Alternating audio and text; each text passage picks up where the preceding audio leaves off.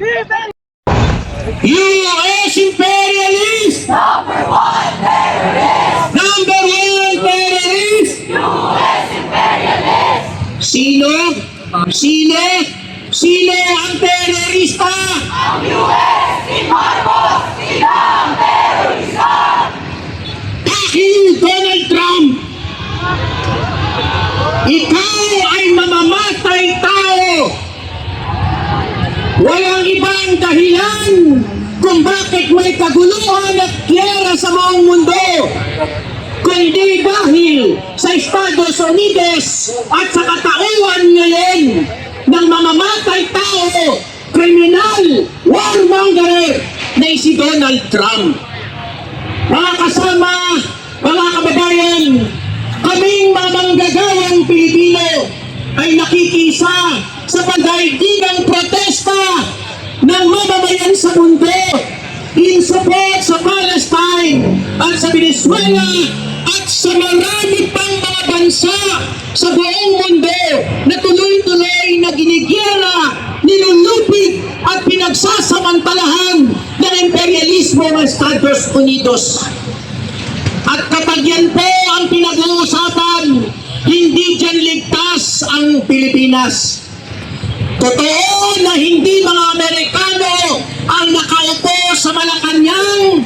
Totoo na hindi mga Amerikano ang senador ng Pilipinas. Totoo na hindi mga Amerikano ang mga kongresista. Pero sa kanilang isip at sa gawa, wala silang ibang sinusunod kung hindi ang dektang pang-ekonomiko, pang-politika, militar at kultura para sa Estados Unidos. Ang neoliberal na patakaran sa Pilipinas sa larangang pang-ekonomiya ay matagal na pong nananalasa sa ating bansa at direktang pumapatay sa mamamayang Pilipino sa pamamagitan ng gutom.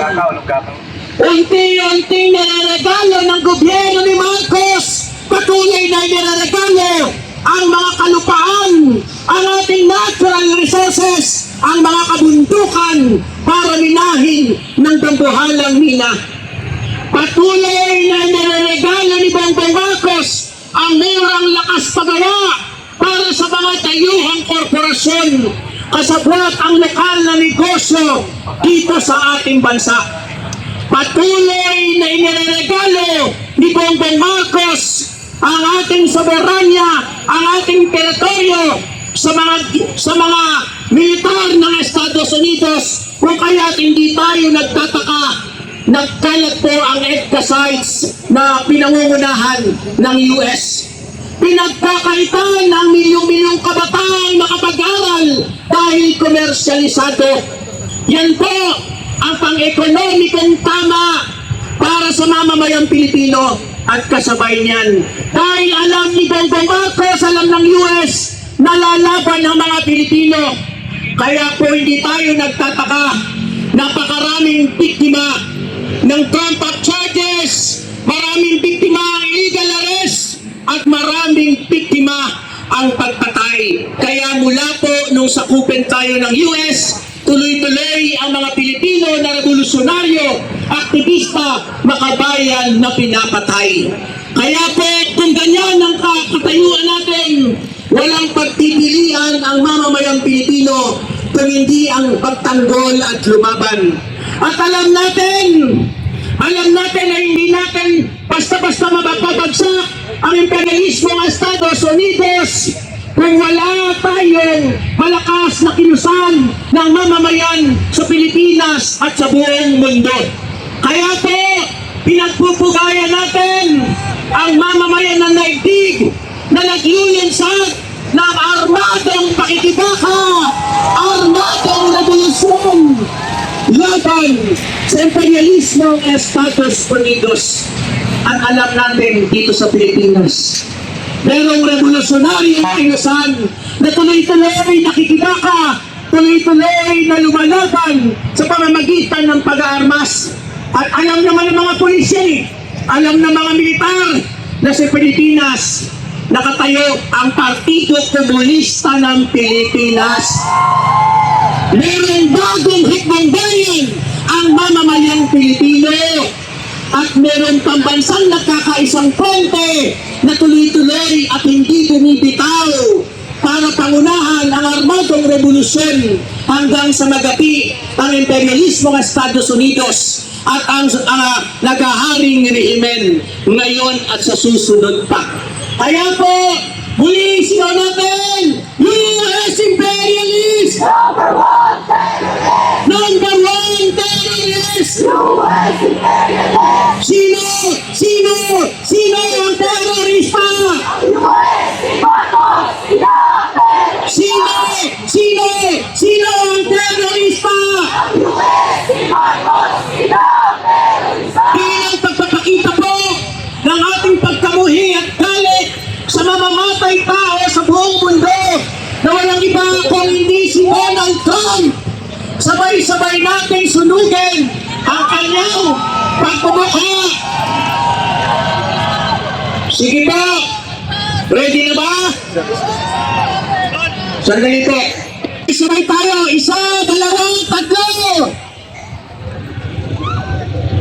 US imperialist! Number one terrorist! Number one terrorist! US imperialist! Imperialismo! Ibansa! Demokrata kapitalismo! Ibansa! Feudalismo! Ibansa! Mabuhay ang pambansa demokratikong pakikibaka ng mamamayang Pilipino. Ang bayan! Tuloy-tuloy ang laban! Tuloy-tuloy ang laban! Ang tao! Ang bayan! Ang bayan! Ang bayan! Tuloy-tuloy ang laban! Imperialismo! Ibansa! Free Palestine!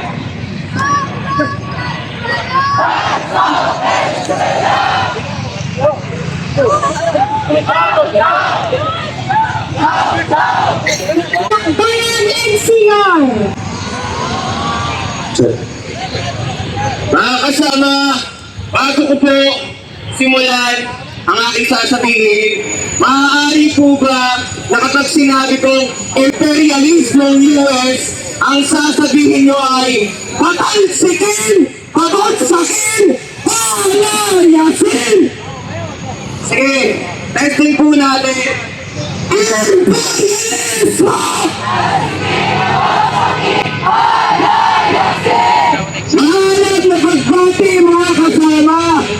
Ako si Wilson mula sa Nakbayan NCR na nakikisa at sumusuporta sa pagsulong ng absolutong soberanya para sa bansang Venezuela, Pilipinas at iba-iba pang maliliit na bansa.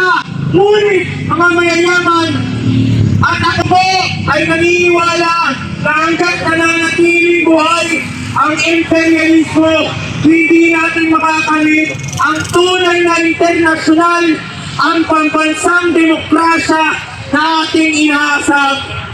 Kung kaya't, kung tatag nating itindig sa araw na ito ang ating mga panawagan upang isulit ang pangkalahatang kalayaan mula sa dikta ng mga dayuhan at bilang pakikibaka sa umiiral na sistemang panlipunan na nagsisilbi lamang sa mga nag-aaring uri.